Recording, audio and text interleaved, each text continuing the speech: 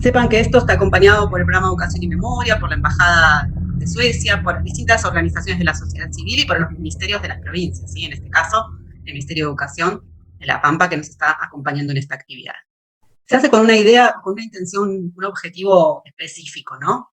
Que un poco es también buscar la lucha contra todas las formas de discriminación, antisemitismo y racismo. ¿Por qué? Porque lo que pensamos es que reconocer esa diversidad cultural, esas identidades diversas que hay en todas las comunidades, en todas las sociedades, nos permite comprender mejor, ¿no? Que muchas veces reaccionamos de manera estereotipada o a partir de estereotipos porque no conocemos al otro, y de esta manera conocemos esa diversidad y esa cultura que nos permite conocernos en definitiva a nosotros mismos, ¿sí?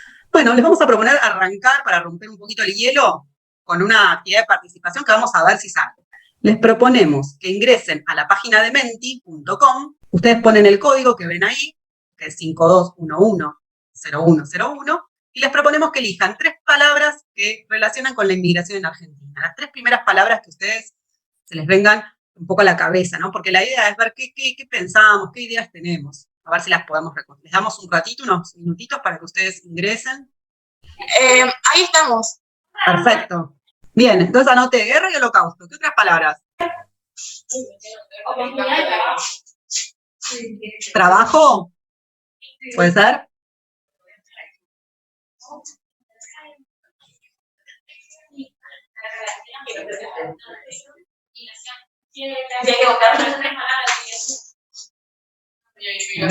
¿Y se ve la vista? Sí, se ve perfecto. Trabajo también mencionaron. Integración. Pueden ser más de 3 porque son muchos. Integración. ¿Alguien dijo prosperidad o escuché mal? No, Diversidad. Perfecto, con estas nos alcanzan para pensar un poco qué es la migración, ¿no? Las migraciones. Nos alcanzan y están buenísimas las cosas que pensaron. Porque acá, por un lado, hay algunas causas, ¿sí? Por las cuales las personas migran, algunos motivos por los cuales las personas migran, como la guerra, el holocausto, la falta de trabajo, las posibilidades de trabajo. Y después 2 cosas que son muy importantes que dijeron ustedes, que tienen que ver con la integración y la diversidad. Porque, bueno, todas las personas que migran, que se van de su lugar de origen hacia otros lugares, van con la esperanza de poder integrarse, ¿sí? A otras sociedades, a otras comunidades, con otras costumbres, que ya sufrieron seguramente procesos de integración y de que se mezclaron, se interrelacionaron entre distintas culturas. Y la diversidad porque la diversidad es algo que tiene que ver con los derechos, ¿no? Y es comprender que nuestras sociedades son diversas, plurales, de distintos puntos de vista, y que la diversidad nos enriquece como comunidades. Entonces es algo muy importante que nosotros podemos tomar para pensar nuestros trabajos, ¿sí? Si podemos avanzar un poco para contarles algunas ideas que tienen que ver con la inmigración, específicamente judía. Pero muchas de las cosas que nosotros hablamos, vamos a conversar ahora, les van a servir y seguramente ustedes las van a poder relacionar con otras cosas que estudiaron relativas a la inmigración, ¿no? A los procesos migratorios. Acá nosotros les compartimos un mapa, ¿sí? Con la idea de contarles de que los movimientos de personas, la movilidad de las personas, eso está desde la historia de la humanidad. Los grupos humanos se movieron a lo largo de todo, y así se fue poblando, de hecho, el planeta, ¿no? Con los movimientos de personas de un lugar a otro. Eso es un fenómeno que existe desde que existe la humanidad, con lo cual no es algo nuevo y algo que muchas veces se escucha como, ay, ahora todas las personas vienen para acá o van para allá, ¿sí? Sino que son fenómenos que tienen que ver con la propia lógica en que los seres humanos, que las comunidades, que los grupos humanos se organizan, ¿sí? Y tiene distintas escalas y temporalidades. ¿Esto qué quiere decir? Que nosotros cuando estudiamos, y ustedes ya lo han hecho en la escuela, sabemos que estudiamos la migración en un contexto histórico específico, ¿sí? Nosotros decimos, bueno, en esta época las migraciones tienen estas características, en otra época tienen otras características, y eso tiene que ver con las dinámicas sociales propias, que pueden ser dinámicas que tienen que ver con el contexto internacional, ¿sí? Dinámicas que tienen que ver con los contextos específicos, ¿sí? Lo que sí tenemos que saber es que cuando las personas migran, van llevando, ¿sí? Ideas políticas, identidades culturales, ¿sí? Un sistema de creencias, religiones, festejos, ¿sí? Festividades, cosas propias del lugar de donde provienen, ¿sí? Que a veces tienen que ver con su religión, pero por ahí tienen que ver con sus países, y eso se va entremezclando con lo que hay en el lugar que los recibe. Porque eso también nos ayuda a pensar algo de esto de no tener una mirada estigmatizante de las migraciones. Las personas se han movido históricamente de un lugar a otro, por un poco por lo que ustedes ya dijeron. ¿Se acuerda que dijeron? Trabajo, básicamente, guerras, necesidades diferentes, y eso ocurrió siempre en la historia, ¿sí? No es un fenómeno nuevo. Nosotros en este proyecto de la convocatoria y lo que nos gustaría que ustedes investiguen y que empiecen a pensar o imaginar, es qué marcas, qué huellas, ¿sí? Deja esta historia de la inmigración judía a la Argentina y cómo lo podemos recuperar desde puntualmente la experiencia de La Pampa para contarlo al mundo.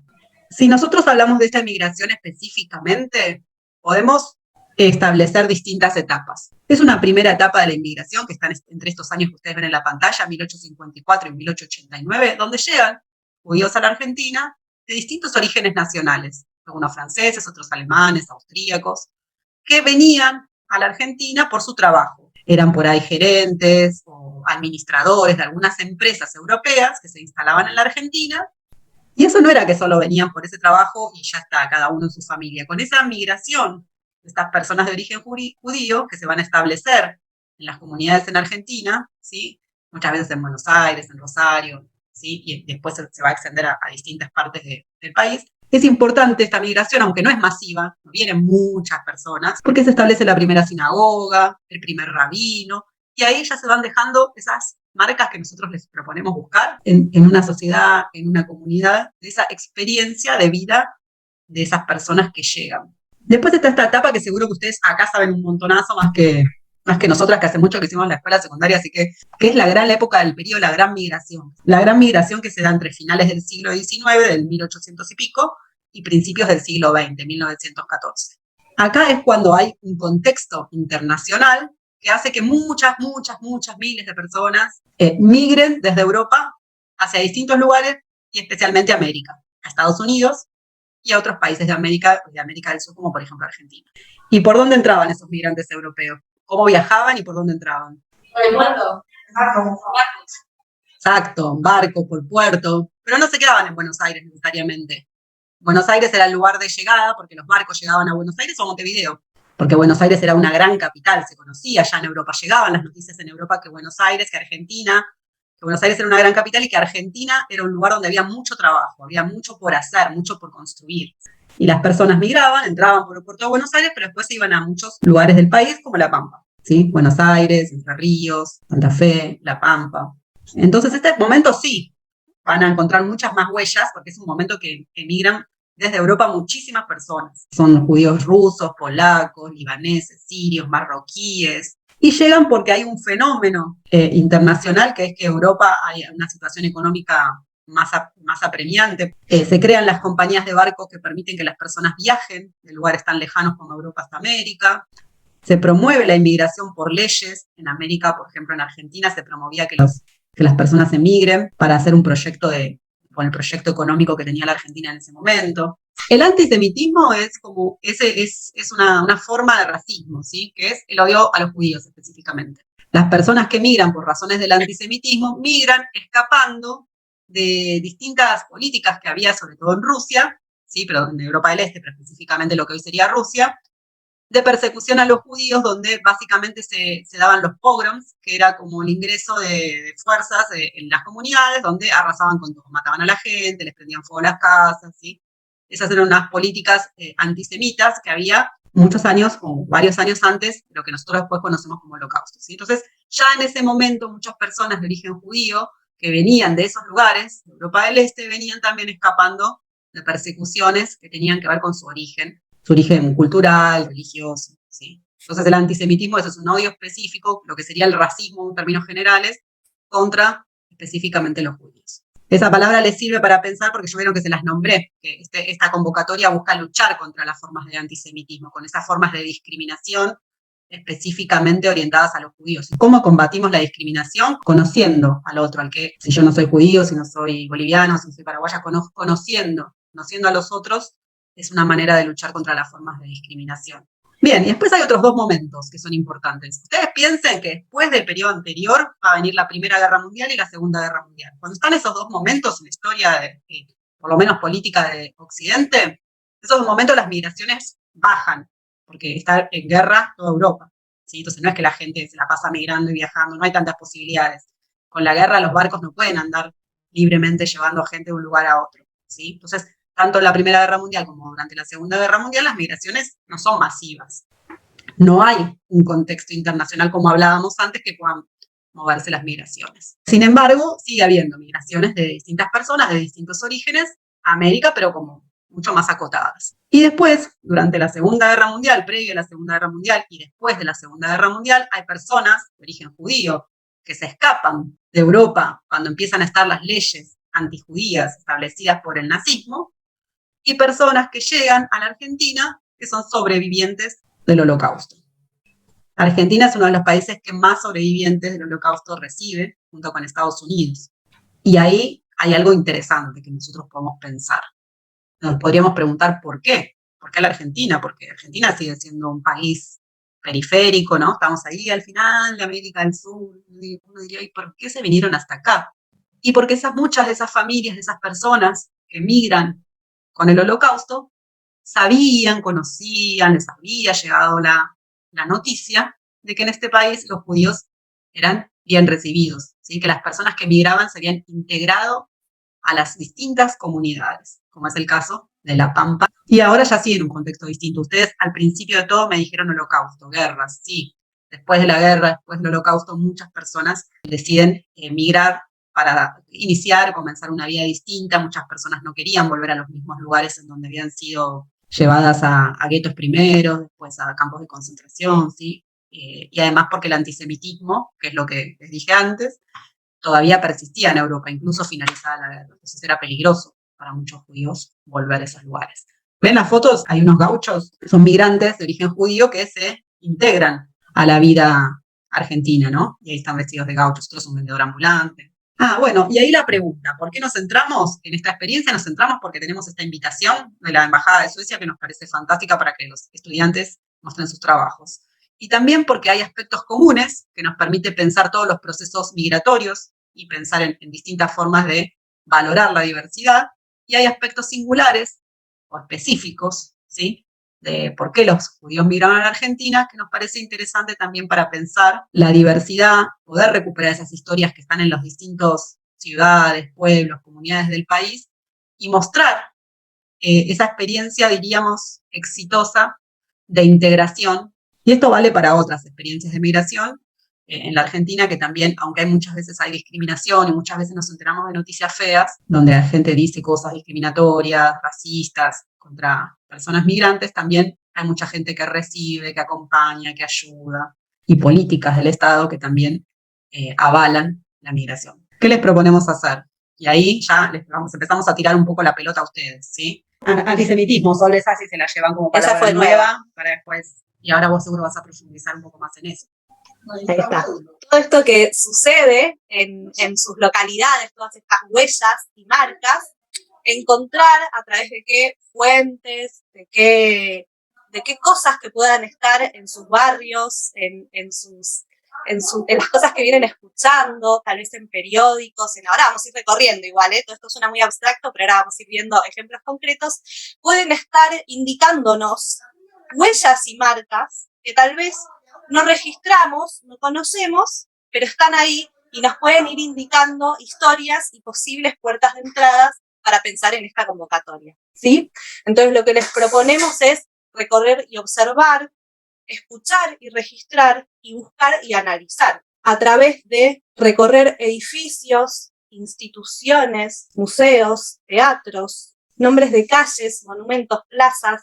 Yo recién estaba pensando, Judith, que vos nos pasaste un montón nosotros lo vamos a recorrer después, ¿no? Un montón de lugares, un montón de ejemplos de la provincia, pero que después de esta convocatoria vamos a tener un montón más probablemente, que tal vez el año que viene en una reedición vamos a poder incorporar, porque a su vez cada localidad va construyendo sus propias memorias a través de estas recuperaciones que van a ir haciendo. De escuchar y registrar historias, ¿no? Tal vez un vecino, alguna historia que viene circulando en la familia, algún recorte de algún periódico, testimonios, alguna placa que esté por ahí perdida en alguna institución, en la propia escuela, tal vez en algún edificio, y fuentes documentales, fotografías, Vamos a ver algunos ejemplos más concretos. Esto, ¿se acuerdan que antes Chris les mostraba las fotos de los gauchos? Que condensa en una imagen algo muy, muy interesante que sucede. Si bien después vamos a ver un ejemplo concreto de La Pampa, como parte de una de las etapas de la inmigración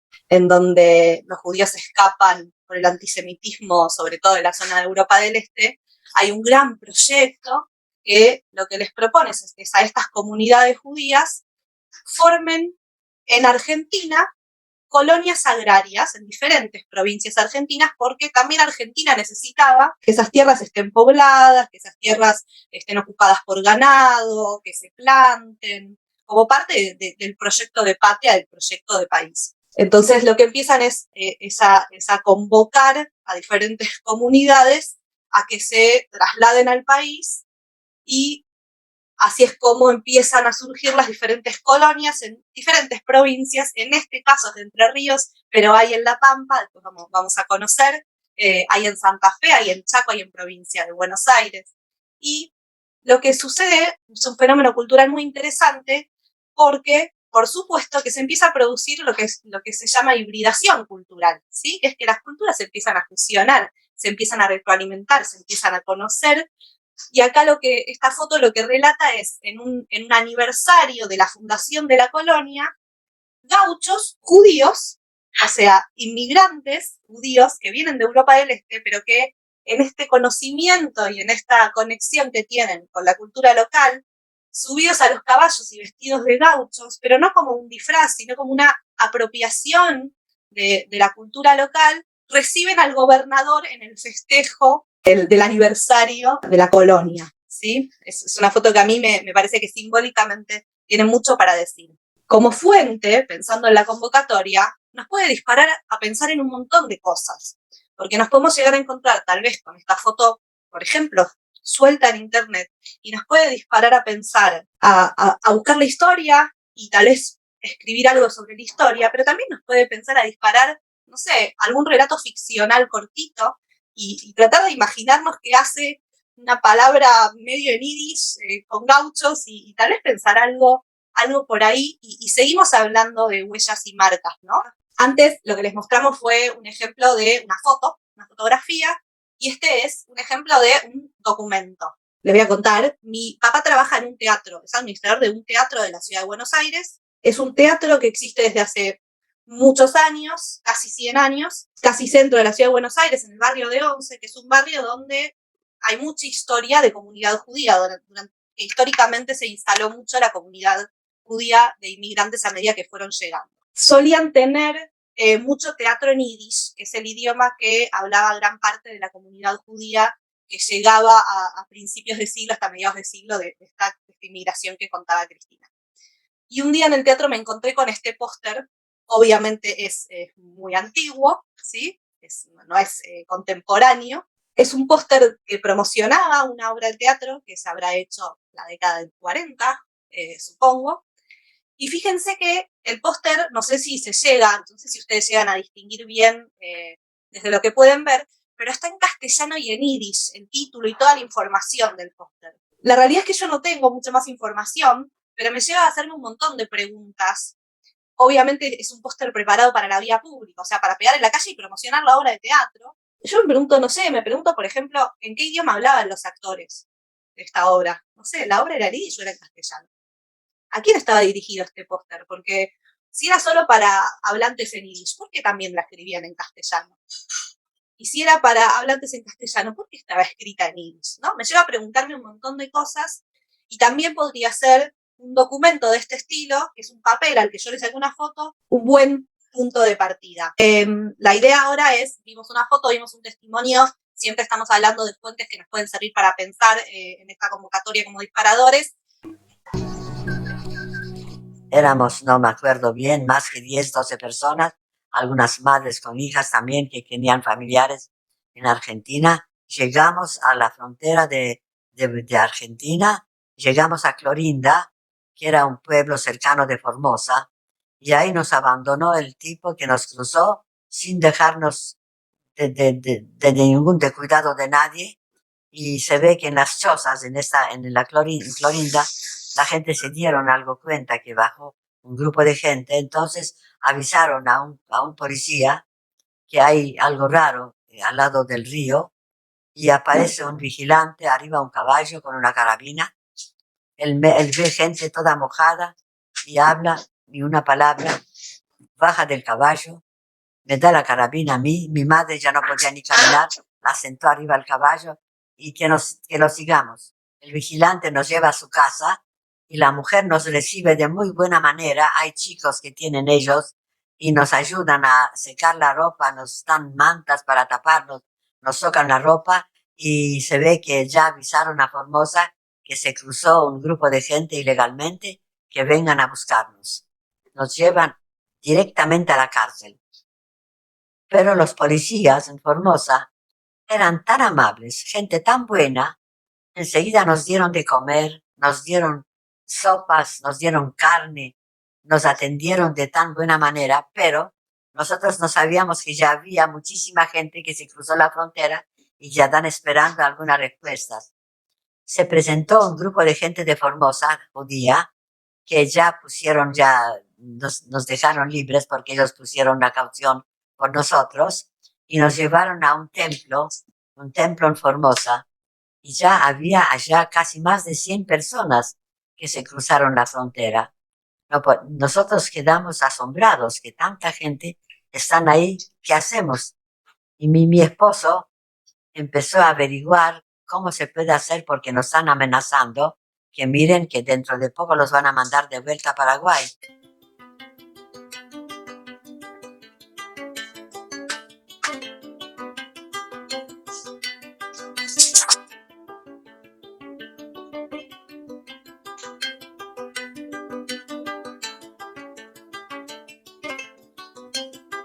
Escribió una carta en polaco a Eva Perón contándole la historia nuestra, que lo que vivimos y lo que sobrevivimos, y que tenemos la única familia que vive en Buenos Aires y que le pedimos clemencia, que nos deje libres. Bueno, a poco tiempo llegó una respuesta y a todos nosotros, toda la gente que estábamos allá, nos mandaron pases para llegar a Buenos Aires.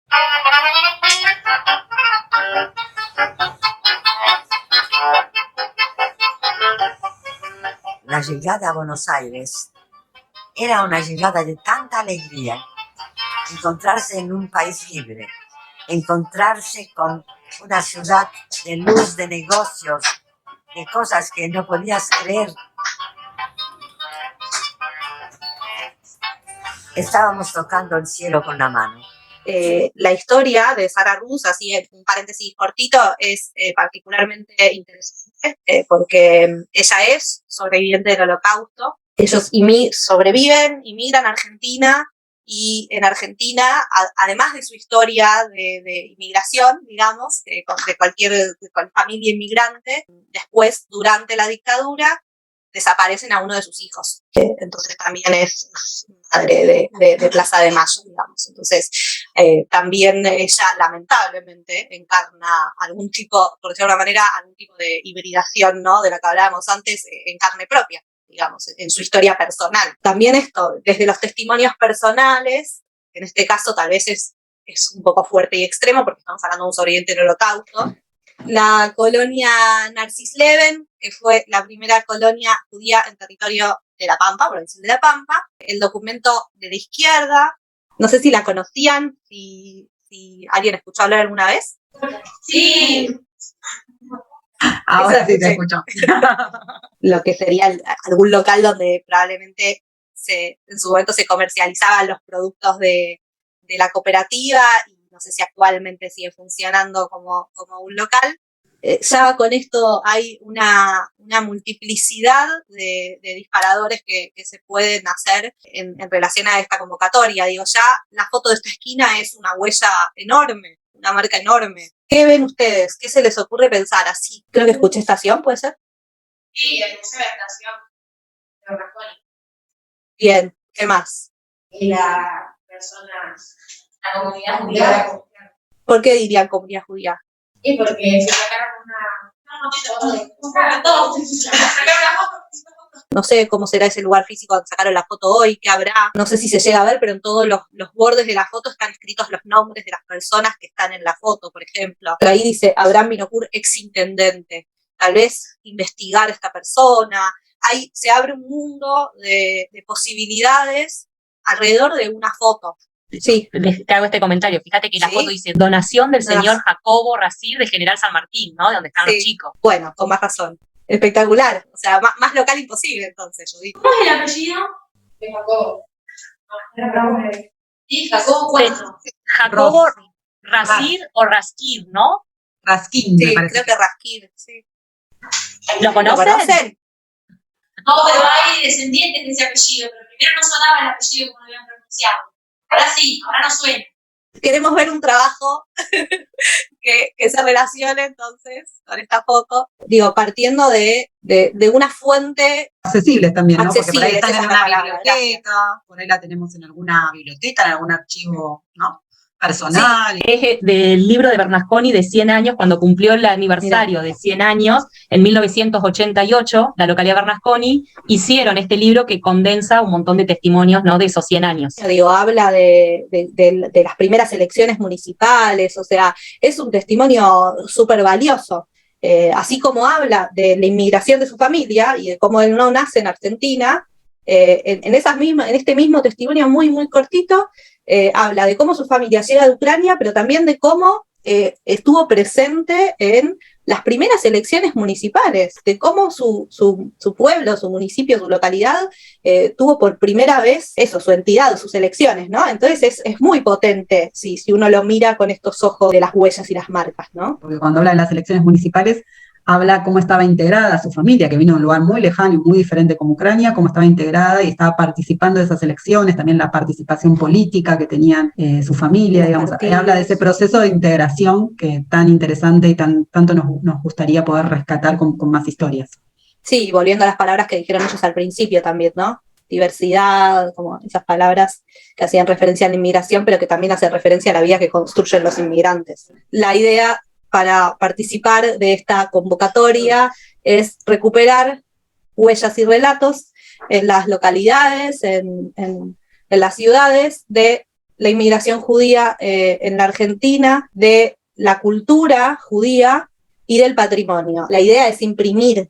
Entonces, lo que sí tiene que ser un escrito o una foto con un escrito, no podemos producir un video o un audiovisual o un audio, pero salvo eso, puede ser un relato ficcionado o puede no ser ficcionado, pero la idea sí es esto, la recuperación de huellas, de marcas, con un fuerte anclaje en lo local, en sus calles, en sus barrios, comunidades. Perdón, iba a aclarar los dos formatos, ¿no? El relato género-ficción, que es máximo 2 carillas, para pensar, ¿no? Digo, después de que rastreemos, de que pensemos qué marcas, ¿no? Qué huellas queremos comentar, digamos, visibilizar, y después, si no, una foto con historia, que en realidad, digo, la convocatoria es muy accesible, ¿no? Digo, a encontrar una foto y hacerle un epígrafe, hacerle un breve texto que acompañe, digamos, son los dos formatos posibles de convocatoria. Y esto, decirles que acá, desde el Ministerio, digamos, desde Memoria en Cuerpo Presente y también desde Nación, porque ya nos lo han dicho, estamos a disposición para ayudarlos, ¿no? Digo,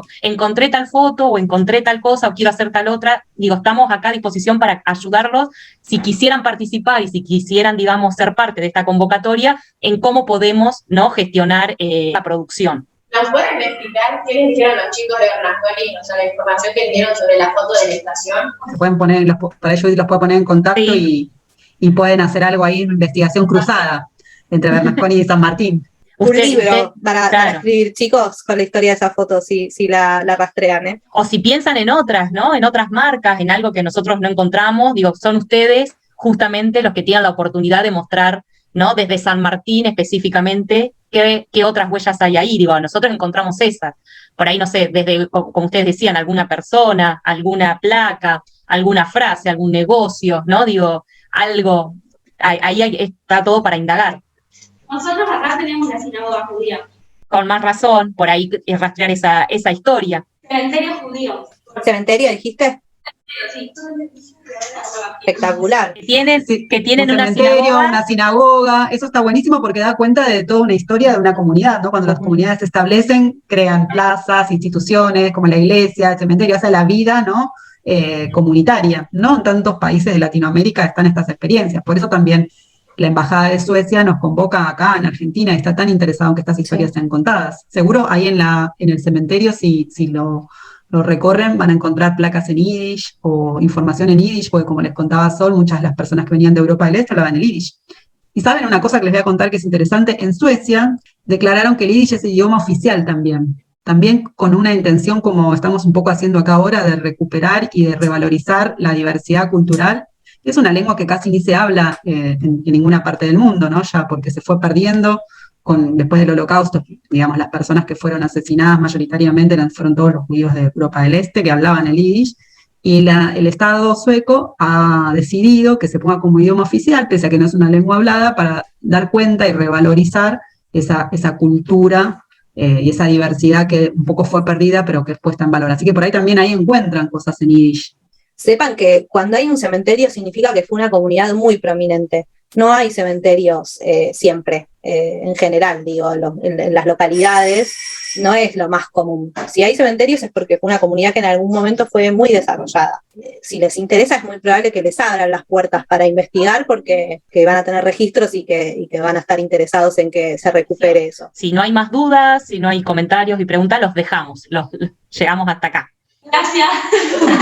No, gracias a ustedes por el espacio, sí, por el respeto y el compromiso.